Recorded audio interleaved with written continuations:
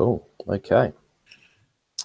We should be on air. So here we go for another of our Team Kiwi Innovator Chats. We've got a couple of guests this evening, and I'll introduce them to you in a little minute. We have Rachel, Tony, and our special guest, Stu, sitting down the bottom there, is one of our past members of an Innovator Academy. He'll have a chat about what he has been doing. So what we're going to do is, there I'm back again. Hey everyone, welcome back to our chat. So the idea for tonight and for every other night is to kind of have a bit of an introduction to who the Innovators are, what we've done, why we think you guys should take up the Innovator Challenge, and also have a look at what's happening in the world of Google Apps at the moment. Now, something I ran into today was something I think is pretty cool. It's the ability for people to take a photo of some text and then upload it to Drive. Once it's in Drive, you can simply click to share. And once you've shared it, you can then open it in Docs. Now, when you open it Docs, it recognizes the scrawl you wrote and converts it into text. Now, I'm going to just try and do a bit of a screen share here, and I'll show you what I'm talking about. So I'll just wait for us to jump into a screen share here, and hopefully that'll pop into my docs here, that I'll give you a bit of an explanation to what I'm talking about. So at the top there, I've got a post-it note that was a bit of a scrawled message to me from a phone call that I missed. So what I did is I took a photo of it, added it to Docs, and then once it was in my Drive, if you right click on it, it opens as a doc. Now, when you open as a doc, it shows you that it is actually, let me just scroll down a bit, that it's actually converted into text. Now, that was a pretty terrible piece of writing, and it got everything right except the number 2 as a number 3. So I thought that was a pretty cool feature. You know, you can snap your writing, chuck it into Drive, and it comes out as text. So pretty cool for me, and as you can see, the writing really isn't great. So a really cool feature. It does take a little bit to go between the doc and the photo, and that's something that I think is really, really useful and really, really handy. So snap it, upload it to your Drive. Once in the Drive as a photo or a PDF, right click it and go open as Docs, open as a doc, and then it converts it. So really, really handy, I think. So that's my little update from the world of Google for you guys. And I thought today that I'd have a bit of a chat about what my Innovator project is. And what my Innovator project is it's thinking about those students at our schools that are not necessarily looking at going into university or into further study, but the sort of kids that are really innovative and are looking at other aspects of sort of fabrication or design or coding, and how do we get them to take some time out of their day to engage their passions? Because we're really good at looking after kids and getting them ready for exams, but how do we look after all those other students that we have, the ones that are doing stuff in the background, the ones that are coding at home, that are building stuff at home, that are designers, that are the tinkerers and the innovators? And so my job is to find those kids in our school, which is the first tricky bit, obviously, and then to bring them all together and to get the students that have those passions and are innovative and are doing some different things, and give them some time together to play and to learn. And so what I'm doing is setting up a whole lot of different clubs, a whole lot of different groups. I'm lucky that I can do this within the class time and within a bit of lunchtime. And we get them together. We're doing some 3D printing and 3D design. We're starting to look at how we can take our 3D designs and then visualize them in AR. And so the kids are learning about the aspects of digital design, and of then what can we do with that digital design? Do we print it?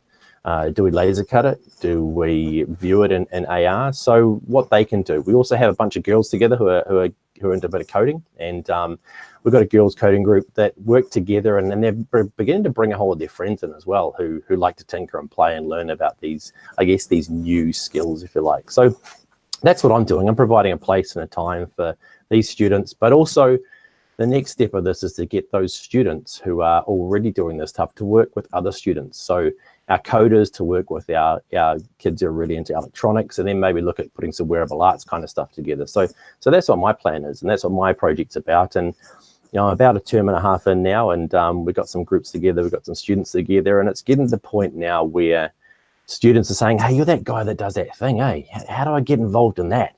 And so I think we're starting to really get a little groundswell of people. And having a 3D printer running at lunchtime, printing human skulls or chimp skulls that I've then given to the bio department, kids saying, hey, how can I do that? How can I get involved with that? So it's about letting those kids shine and letting them shine and show their skills. So that's what I'm doing for my my Innovator project. So if you've got any questions, feel free to get in touch. There's all sorts of contacts for us via Twitter. I'm at crispy_Smith. And I send out lots of stuff about this, or any of the innovators, get in touch with them and find out what they're up to. All right, so that's me. So Rach, let's hear from you and find out what you're doing around what your project is and what your latest things are. Wow. Well, my excitement and Gizzy today was that we saw the Google Street View car. Oh, wicked. Pretty excited about it. Seen it 3 times and managed to get a snap of it today, so that was great. Awesome. So my project is kind of off to a slow start. I feel like I'm having way more conversations with people than actually having any action. So my project is basically around how can we build authentic connections for our Māori students who were brought up in an urban Pākehā environment who have little or no connection to their marae or to their place. They don't know the stories. They don't know, where they belong, basically. So I want to bring that to them. And so I'm lucky enough now to have access to a few of the new tools that are coming to Google Earth that I'm having a little play with, which is great.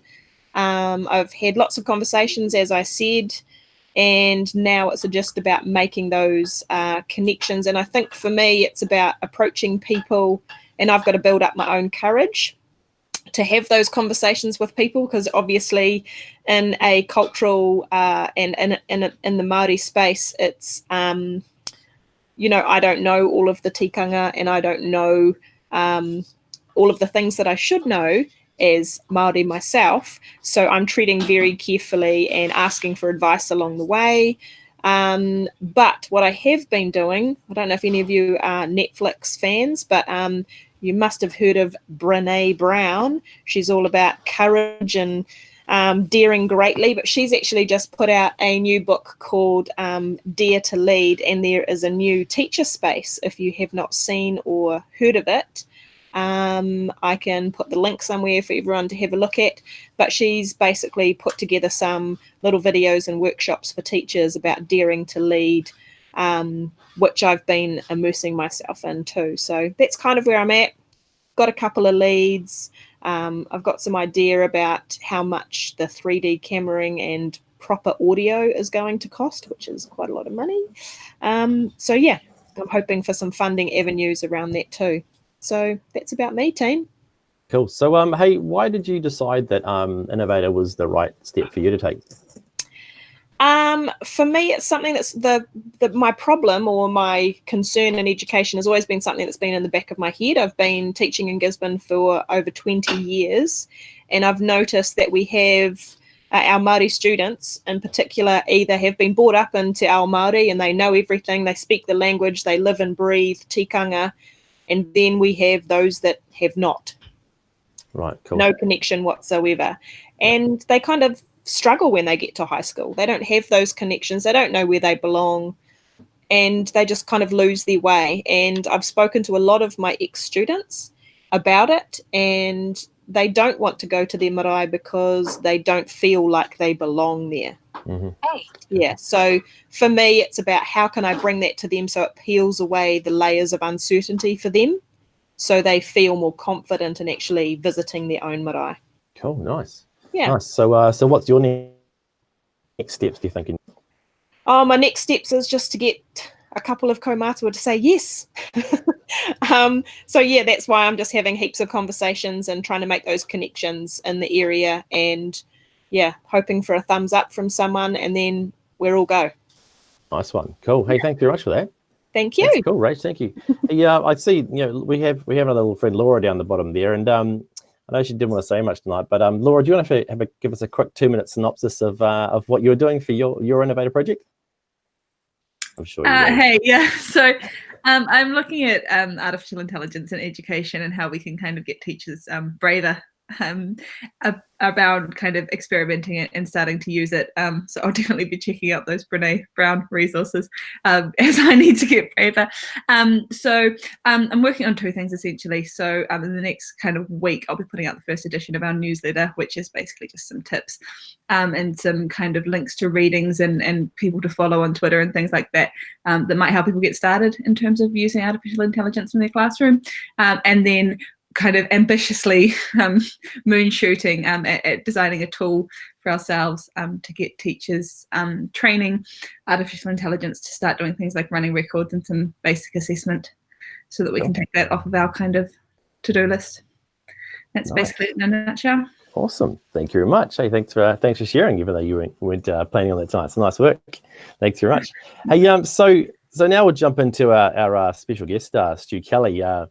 So Stu was one of the coaches over at the Innovator Academy. So each group you're in has a pretty cool coach, and they help you to work through the design thinking process to get to your end point. And they give us a prod when we need it, and they challenge us with all sorts of questions.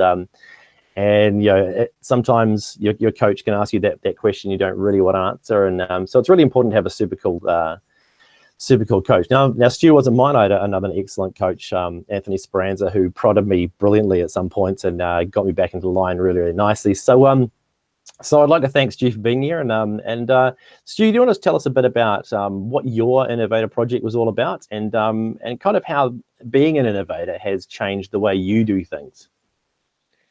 Yeah, okay. So I was Sydney 17. So my innovator project was best summed up by the hashtag devices for all. So mine was a social equity project where we were basically looking at getting more devices in outside of like Manaia Trust model into schools. But what the school I'm in is pretty well resourced, so the devices ceased to be the issue.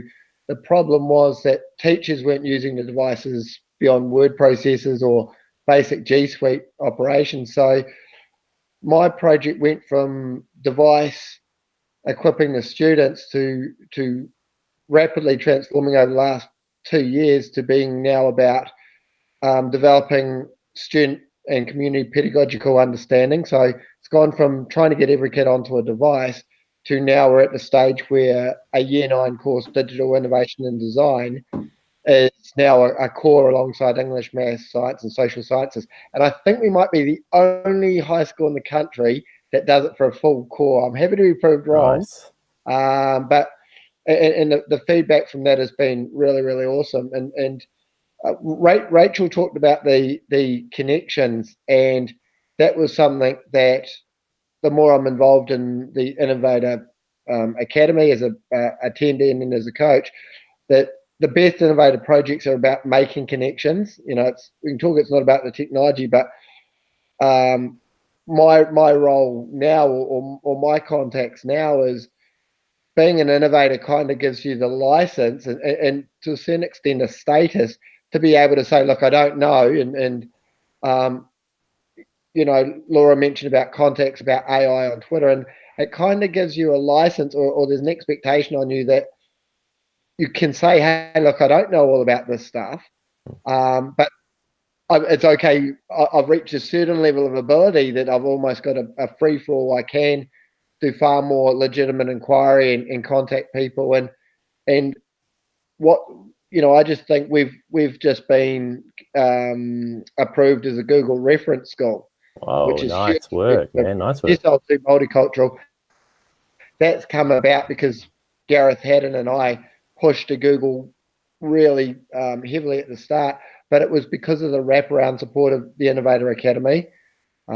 So obviously, personally, I've gained from it, but I think Aotearoa College has gained massively from my role and also Gareth's role as innovators and my latter role as coach. Cool. So, we often hear about when you're bringing in a new program, there's there's the different types of teachers you have at your school. And I mean, I guess coming in as Stu, who's super keen and exuberant and like a bit of a dog with a bone, and you go for something pretty full speed. How did the wider staff take this idea that you brought back to enlighten them with? Because this is going public, a bit diplomatic. Yeah.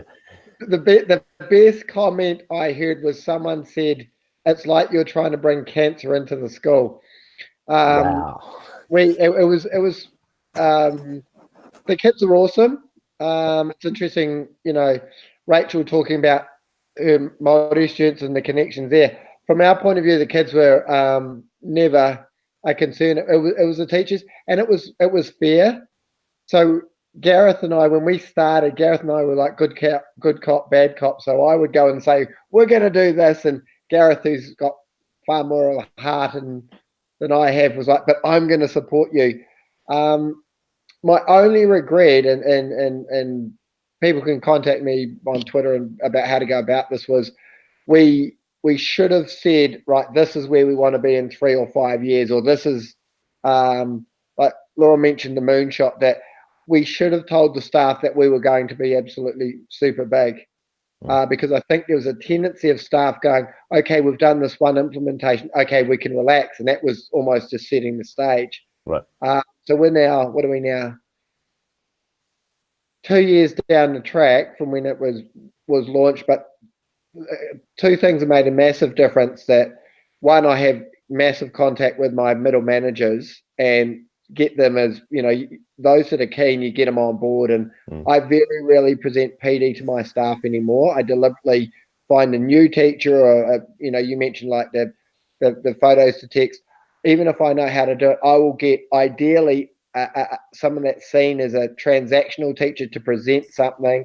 The team ethos and getting a team around you and a team presenting and across all hierarchies of the school makes a massive difference to your success or failure of any project, let alone an innovator project. Cool. So I mean, it sounds like you were able to take your project and make it live pretty quickly, which I guess is quite nice. Having that ability. If people are sitting out thinking that they've heard about this innovator thing and what do you do and how do you get involved? What are the first steps that you took to get yourself to innovator? Because lots of people talk about kind of being I tried a few times and to get in, or I hit it the first time or not. But when did you kind of start thinking, hey, that's something I wouldn't mind having a go at, and how did you go at it? Well, Kimberly Hall told me I had to do it, so I didn't have a choice. He bailed me up and said, you have to do it. But what I know at Sydney 19, and even now I've been an innovator for a few years, that whole imposter syndrome thing is a real barrier. And you just kind of have to get over that. And I think teachers, by and large, the ability is not reflected in their estimation of their own ability. That everyone thinks, oh look, I'm not good enough at it, or what I've got isn't original. And so I was really lucky where I had mentors like Kimberly Hall and Jim Sill that said, look, you are good enough, and you've got a story and you've got a passion, and it's ethical for you to actually put your hand up. And I know, having marked innovator projects in the past, that the really successful ones, that they're not the coolest projects. The project is almost secondary to the passion of the person, and can this person make a difference regardless of what the project's doing. And I know, negotiating or supporting my team, we do a monthly check-in, and one thing that's come through is just keep going and talk to other innovators, and I wouldn't worry too much about making a perfect video or having a perfect project. It's have a vision and make it as big as possible. Laura talks about moonshots, and she's absolutely right. In retrospect, my innovator project was actually not it certainly wasn't 10x. What I've achieved, I would say, is 10x, but that's because I was I kind of realized, man, I'm putting all this effort in for a small gain. Let's see how big we can go. So I think being prepared to say, hey, look, I think I could do something like this, but being prepared to take on board feedback and to share your experiences right from the start is really, really important. Okay, nice. Thanks, Stu. That's cool. Thanks very much for your insight there, and hopefully it'll get a few people thinking about having a go, because it's a great experience, and it's cool to have Rach and Tony. Rach and Laura here tonight. We're supposed to have Tony, and she's not here. She slept in. So and Andrew Corns was there, but he's disappeared. I did watch a brilliant webinar from Mr. Corns about using Minecraft in class, which I thought was fantastic. So thank you guys very much for being a part of our monthly hangout. And I do notice up in the top right-hand corner of my screen that you guys can't see a nice little bubble saying Hangouts on Air is going away from August the 1st. So it's being moved from, I've got the free version of G Suite, obviously. It's being moved only to the Enterprise Edition. So we're going to have to either find someone who can host us on Enterprise Edition, or someone's going to have to throw us a bone and give us an Enterprise Edition to do this, or we're going to find a new way to do this. But hopefully we're back start of next month with some other fresh Kiwi innovators and some past stars as well to bring up to date on what's going on with Team Kiwi. So fingers crossed that we'll find a solution in the next 3 weeks. Thank you guys very much for being a part of this month's Hangout on Air, and it's time for us to say ka kite anō, and thank you very much everyone for watching. If you need to get in touch with any of us, Twitter us up. I'll send out a link to our site, which has some links to stuff we've done and everyone's contacts if you need to get in touch. But don't be strangers, folks, and we'll see you again in about a month. Good evening, everybody, and have a great night. Thanks very much, everyone.